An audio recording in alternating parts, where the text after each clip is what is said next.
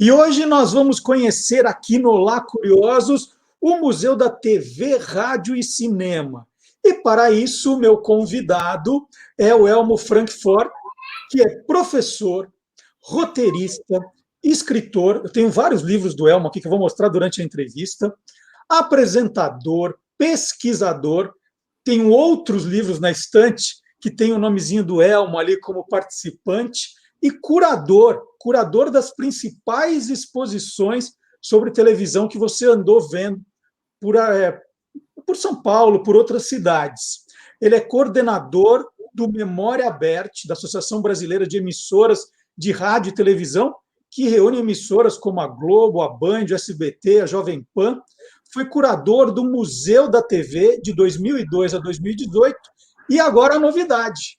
O Elmo preside o atual Museu da TV, Rádio e Cinema. Bom dia, Elmo, tudo bom? Bom dia, tudo bem, Marcelo? Tudo Graças ótimo. a Deus. Melhor impossível. Ó, tô com os livros aqui mesmo, não estou falando de brincadeira. Ó. Tenho da TV Cultura, que a gente se encontrou no lançamento. Tenho televisão em 3 tempos. Se eu for mostrar tudo, a entrevista acaba. TV Gazeta, TV Manchete.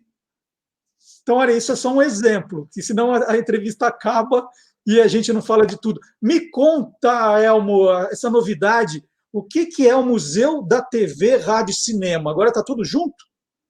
O que acontece é que muitas coisas se modificaram nos últimos tempos, né? Teve o fechamento da ProTV, que era o Museu da TV, né? Presidido inicialmente pela Vida Alves, praticamente os 25 anos, depois a filha, a Thaís, acabou assumindo, mas foi presidido a maioria do tempo pela própria Vida. Então, de 1995 a 2017, quando ela faleceu, infelizmente. E o sonho dela era criar um museu do rádio, da televisão e novas mídias. Eu até brinco que esse nome hoje em dia está ultrapassado, porque novas mídias, você fala da internet, é algo que já tem uma história aí que não é mais nova. Uhum. Mas por essa razão também que não foi colocado internet ou novas mídias ou mídias digitais no nome do museu. Porque, querendo ou não, essas mídias elas estão ligadas a esse processo, né, de modernização e, vamos dizer, atrelado também a essa questão, pensando no streaming, os podcasts, etc., querendo ou não, uma continuação do rádio, da televisão e do cinema. Claro. Então, você hoje vê a Netflix, ou a Globoplay, a Play Plus, e vê muitas produções que antes eram da televisão, ou que também são exibidas na televisão, ou podcasts também, sendo colocados no streaming. Então, tudo está interligado. Por isso, não foi colocado isso no nome desse novo museu. Esse museu, ele no momento, ele é um coletivo cultural. O que é um coletivo cultural? São várias pessoas que se unem em prol de uma ideia maior. Então, uma luta, por exemplo, que é uma das coisas que a gente defende, os cuidados em relação ao acervo audiovisual e sonoro do nosso país, legal, né, as leis, e também a conservação de tudo que já foi feito. Então, esse patrimônio da ProTV, ele passou para esse coletivo, que muito é feito pelos ex-associados e participantes da ProTV, inclusive eu, que estou agora dirigindo esse acervo, com uma parte de centro de memória e uma parte também de material físico. O que eu chamo de centro de memória? Roteiros, fotos, depoimentos que foram feitos todo esse tempo, entre outros itens. E a parte física, desde equipamentos antigos, televisores, rádios, entre outros itens. E aí, o que tem de interessante nesse momento? Eu me uni, e todos desse coletivo, com o Museu do Cinema, que foi criado em mais ou menos 1975, por aí, pelo Antônio Vituso, que foi diretor da ProTV também. E hoje está com o filho, o Marco. que tem esse Museu de Cinema, que junto com o acervo da ProTV, ele tem próximo de 100 mil peças. Então, rádios, TVs, mobiliário das épocas, entre outros itens. Então, assim, se eu começar a elencar aqui, eu vou ficar pelo menos, acho que uma semana no mínimo, sem parar. Por exemplo, a parte de equipamentos antigos da Jovem Pan, um projetor e uma câmera que são contemporâneos ao dos Lumière, e muitas outras curiosidades que estão nisso. E a ideia é que isso se transforme, daqui a um tempo, num órgão museológico, mas para não cometer o mesmo erro que foi feito no passado, a gente vai conversar com muita calma com as emissoras, já comecei a fazer isso com as emissoras, com as distribuidoras, as produtoras, para que se acerte um destino para todo esse acervo, porque até mesmo isso foi um problema. A ProTV era uma associação, e a associação ela não pode se tornar um museu.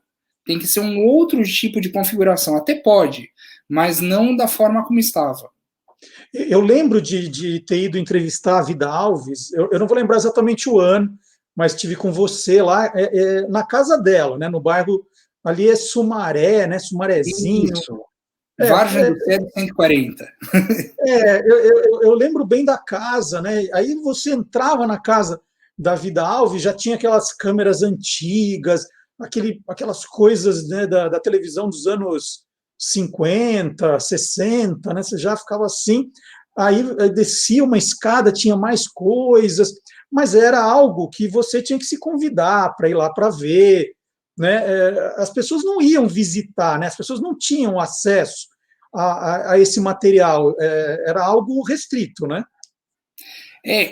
Até tinham, mas feito da forma digital, com agendamento. Isso também vai acontecer agora. Nesse momento, não. A gente está organizando tudo, principalmente por conta da pandemia.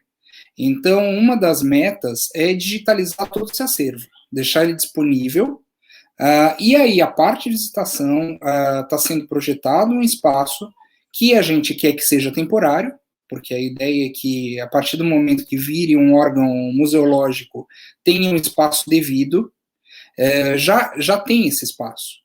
Mas é importante, assim, saber que tudo é temporário, com a ideia de que a gente vai para algo maior, que é o objetivo, ser centrado numa TV, num rádio, num cinema, que também tem isso, né, Marcelo?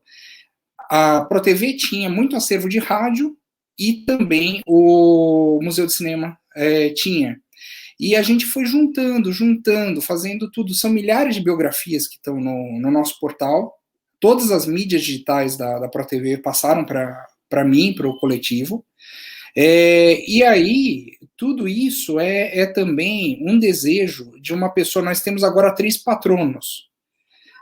Que o patrono da área de cinema, o Antônio Vituso, por conta do Museu de Cinema, patrono da área de televisão, que podia ser de rádio e cinema também, a Vida Alves, que é impossível a gente esquecer dela. E o que eu queria falar é o patrono de rádio. O patrono de rádio é o Nicolau Tuma, que eu conheci bastante, o seu Nicolau, né, como a gente chamava, desde que eu era garoto. Eu passei 20 anos dentro da ProTV. E ele sempre falava comigo, com a Vida Alves, falava assim: não esqueçam o rádio é muito importante. O rádio que agora vai estar próximo dos 100 anos, se a gente levar em conta a data do 7 de setembro de 1922, mesmo que tenha a questão lá do rádio em Pernambuco antes, mas oficialmente, conforme o governo federal, foi essa a data de início. Então, a gente está próximo desse centenário, e é impossível você falar de um meio que está se transformando. E que, inclusive, com imagens, né? Hoje a gente vê as emissoras transmitindo, como a Jovem Pan, né? O Panflix, que tem uma plataforma de streaming de uma rádio fazendo TV. Então, e você tinha muito das biografias de, assim, um acabar sendo falado do outro. Então, vamos dizer, como eu falei da Vida Alves, ela fez rádio, ela fez cinema e fez televisão. Então, transita. E por isso essas áreas.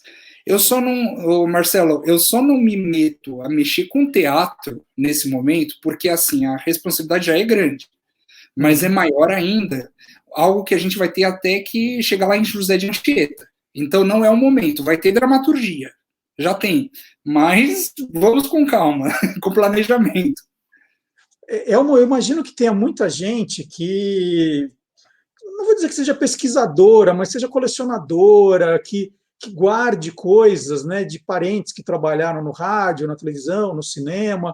Como vai ser essa questão? Você já falou que você já tem um acervo muito grande. E acervo é uma coisa complicada para se guardar, né?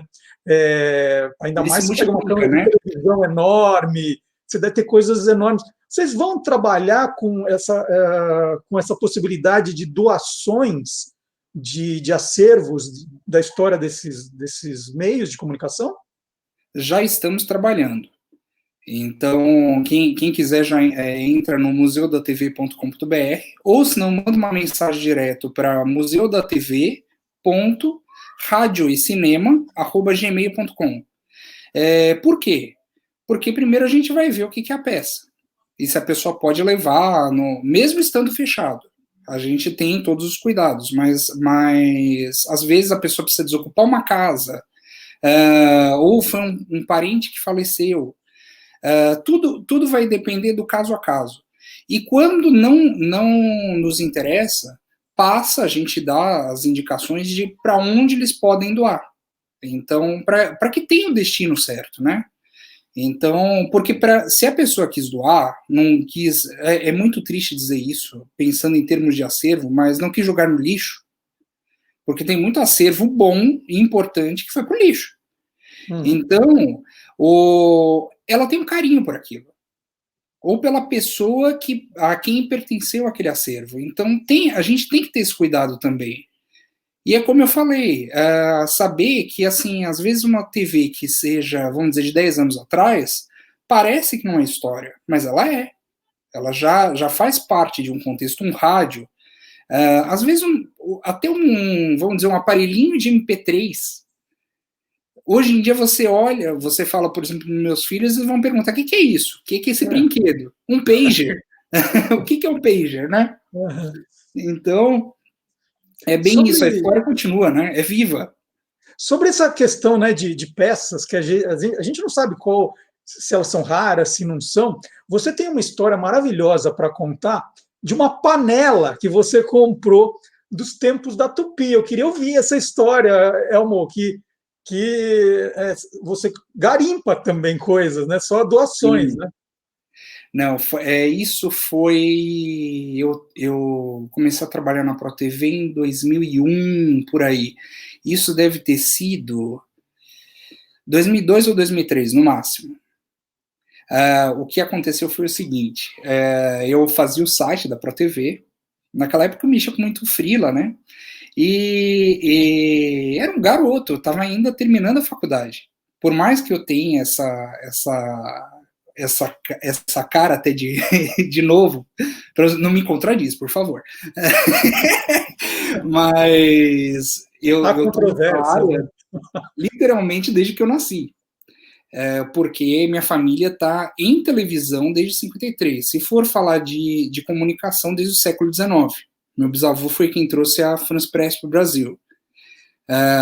Então, a FP é um monstro hoje em dia, eu não imagino como que era naquela época, apesar de ter todos os registros.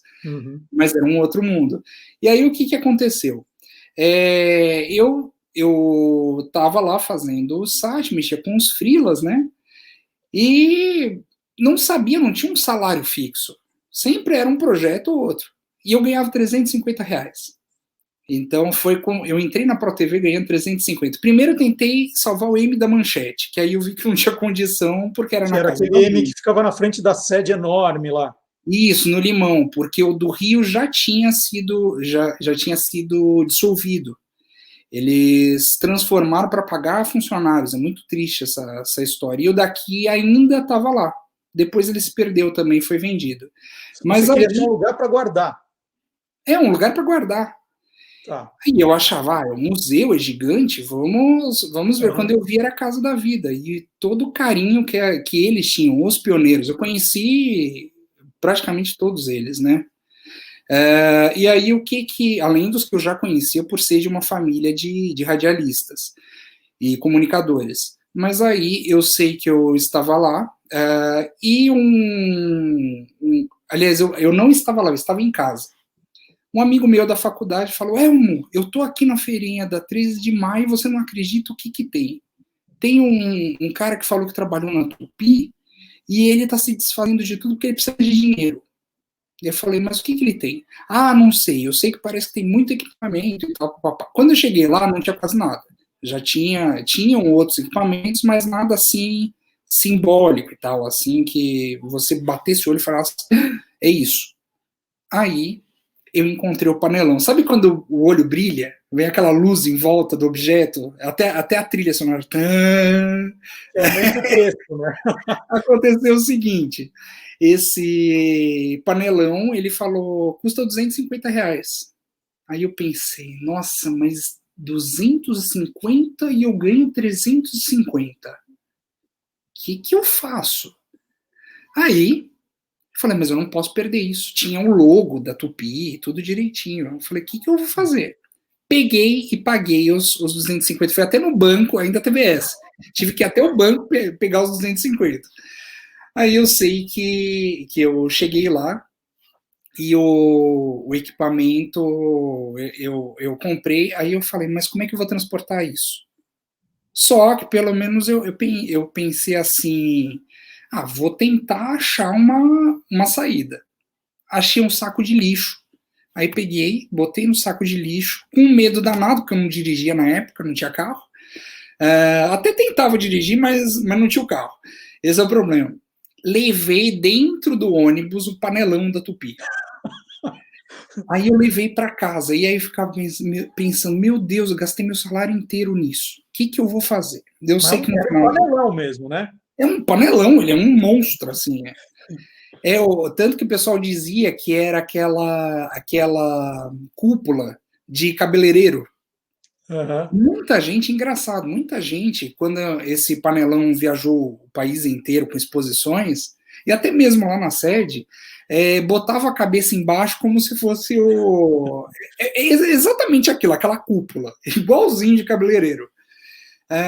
E aí eu sei que eu cheguei para Vida Alves, novamente eu lembro que eu subi a Cardeal Arco Verde inteira de ônibus, com aquele bendito, aliás, Cardeal não, a Teodoro Teodoro Sampaio, Sampaio. Uhum. com o panelão, e eu sei que esse panelão, eu cheguei para ela e falei, 200, eu gastei, eu não sei se você vai querer e tudo, mas eu gastei, senão fica doado. Eu não podia perder essa peça. Aí ela falou, menino, você não faz mais isso, porque você gastou praticamente seu salário inteiro, conversava comigo, ligava, fazia um jeito. Nossa, eu sei que ela me ressarciu, ficou pro acervo e agora tá comigo. Tem uma outra peça que eu também gostaria de destacar, que, assim, uma peça chamou outra. Foi um caso muito interessante, que parecia mesmo, como é que chama? Caçadores da Arca Perdida. Natália Kurkdjian, isso, filha do Jorge Kurkdjian, que foi cinegrafista, repórter cinematográfico da Tupi. Fez, inclusive, Imagens do Dia, que foi o primeiro telejornal, né, da Tupi. Ela queria doar era um projetor de filmes que era dos estúdios cinematográficos Tupi, que foi a empresa de cinema do Chateau antes dele ter a televisão. Ele queria divulgar as pessoas do rádio nessa empresa, né, com os filmes, e vender títulos de jornais deles no interior, no restante do país. Então ele divulgava as pessoas do rádio nesses filmes. E aí, eu conversando com ela, falei, não, a gente vai pegar essa doação. Nossa, é um negócio pesado pra caramba, que também tá com a gente, mas pesado mesmo. Foi difícil botar no lugar. Assim, tirar de um lado e botar no outro.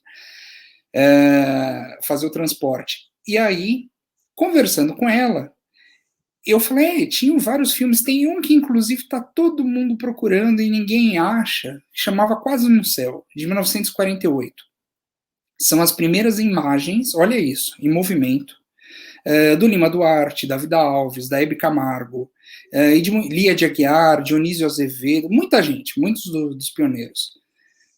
E muitos até, eu lembro do Galume falando, Luiz Galon, que foi diretor da Tupi, ele chegou diretor de TV e outras funções, diretor de novelas, e falou, eu tô tentando tudo aqui para achar isso, você não sabe, não tá na Cinemateca, não tá em lugar nenhum, e eu fiquei caçando. Ele faleceu querendo isso, e muitos outros, por conta da importância.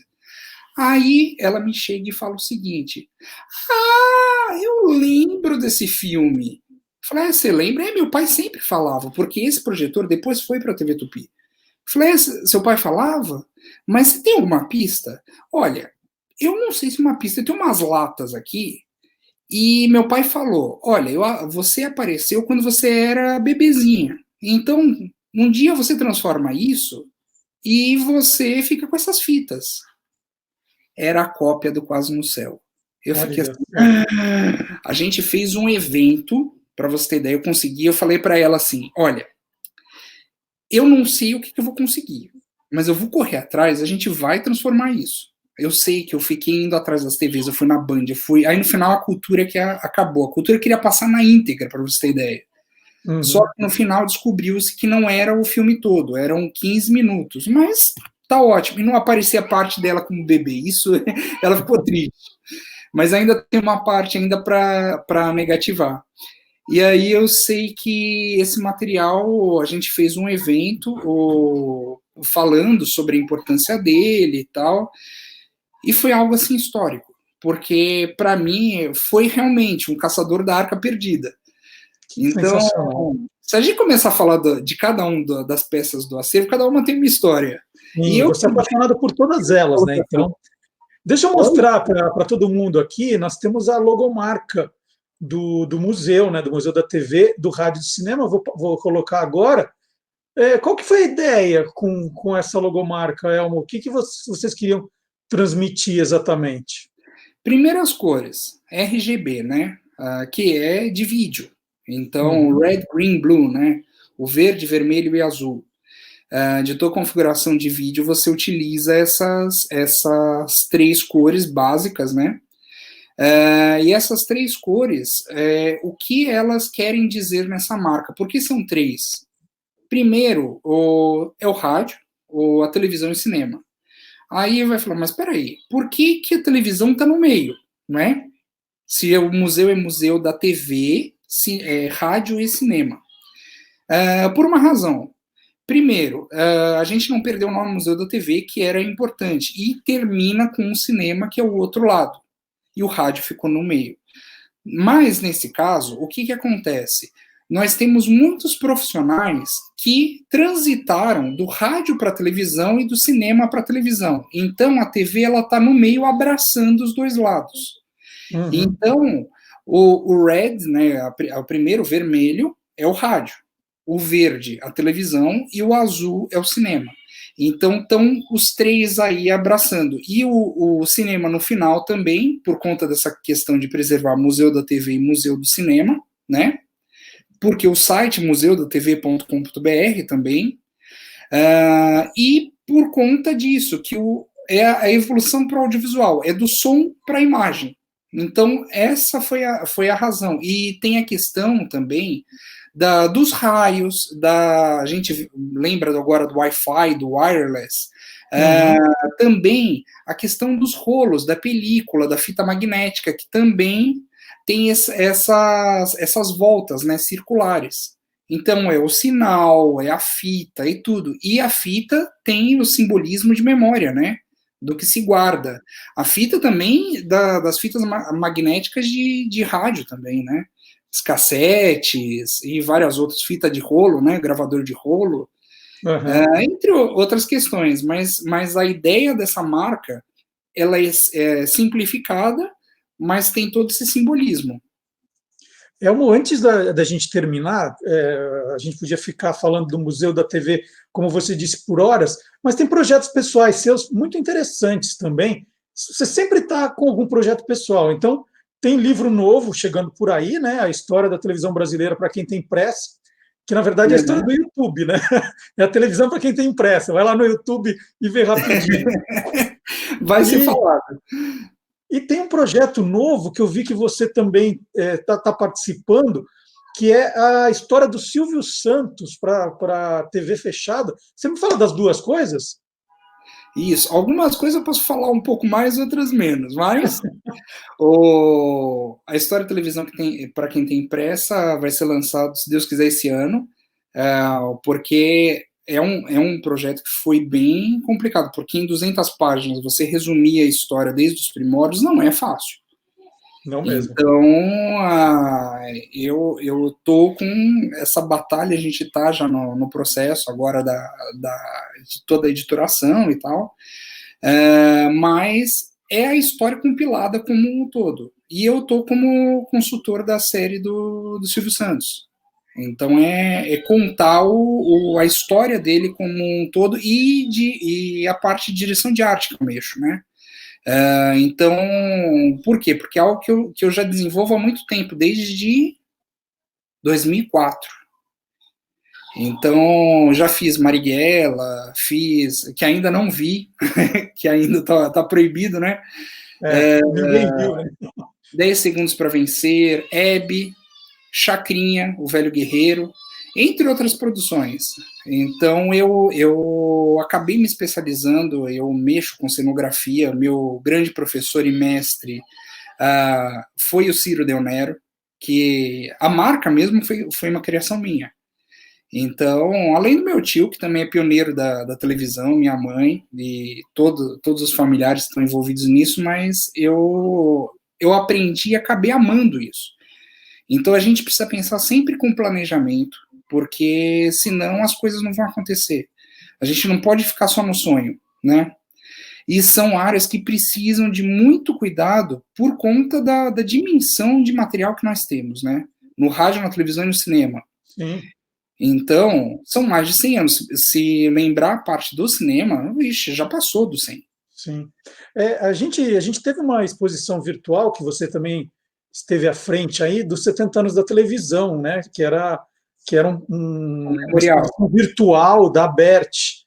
Era um negócio tão maravilhoso, tão rico.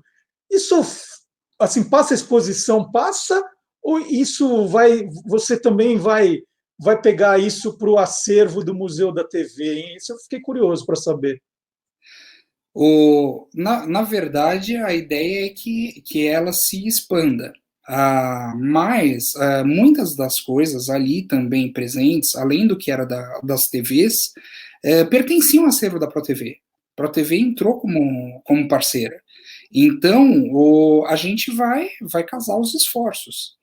Então, o que está lá, que era do acervo, já vai estar no site. E a gente agora também está com várias plataformas.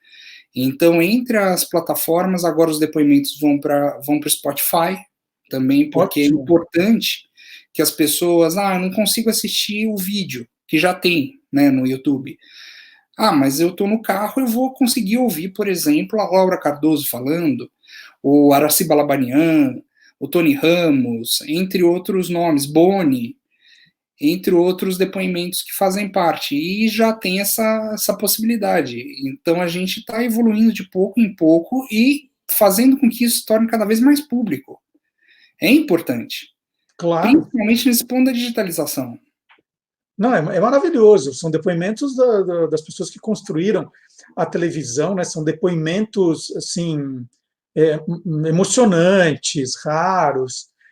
Então, só para a gente fechar. Vida Alves, do Nicolau Tuma, que foi quem criou o termo radialista, o speaker metralhadora, né? Porque falava maior número de palavras em menor tempo, e do Antônio Vituso. Então, você vai poder entrar, com alguns você já consegue hoje, Entrar, por exemplo, no David Alves, você vai estar lá e você vai conseguir ouvi-la contando sua própria história. Isso é muito importante. E depois as fotos, tudo isso que muito já digitalizado, mas a gente vai continuar digitalizando. Então tem muita coisa para expor para o público. Muito então bom. É uma preocupação, só fechando isso, que eu estou preocupado também com o tempo, a gente trabalha bastante com isso, né? Nessa área. Então, eu lembro que uma vez falaram para a Vida que ela ia fazer uma palestra para cegos. E ela falou, mas o que eu vou falar? Porque eu vou falar sobre televisão para cegos? E aí eu sei que ela voltou totalmente deslumbrada, porque ela falou, eles ouvem. E eu deixei que eles contassem a história. Então é como se fosse o rádio com imagens. Sim. Mas que eles não deixaram de acompanhar a história da televisão. Isso eu achei muito legal, e foi algo que me tocou muito quando ela falou, porque é isso que eu quero no site também. Ser uma plataforma acessível para todo mundo. Então, independente se você tem um problema de visão ou não, você vai conseguir ler, você vai ouvir. Então, isso é muito importante, na minha opinião, e de todos que estão comigo. Maravilhoso. O trabalho do Elmo Frankfort é espetacular. Você pode acessar o www.museudatv.com.br. Já tem lá um conteúdo espetacular e muito mais vem por aí, né? E não só no site, agora podcasts, livros, séries, um trabalho genial. O Elmo é professor, roteirista, escritor, apresentador, pesquisador, curador, pai de 2 crianças lindas. Ele agora é o presidente do Museu da TV, Rádio e Cinema, e sempre que tiver novidade, ele vai trazer aqui para a gente. Elmo, um prazer enorme falar com você sempre. Parabéns por esse desafio. E vá avisando, sempre que tiver coisas novas para a gente divulgar aqui também, tá bom? Conto contigo. Aliás, precisamos fazer a sua biografia lá, porque você tem uma trajetória já nessa área que, ó... Vamos fazer sim. Vai ser um grande prazer. Muito obrigado, viu? E agora, depois do Elmo, nós vamos provar que o mundo inteiro é curioso aqui no nosso programa. Vamos lá? Tchau, Elmo. Tchau, tchau. Um abraço a todos.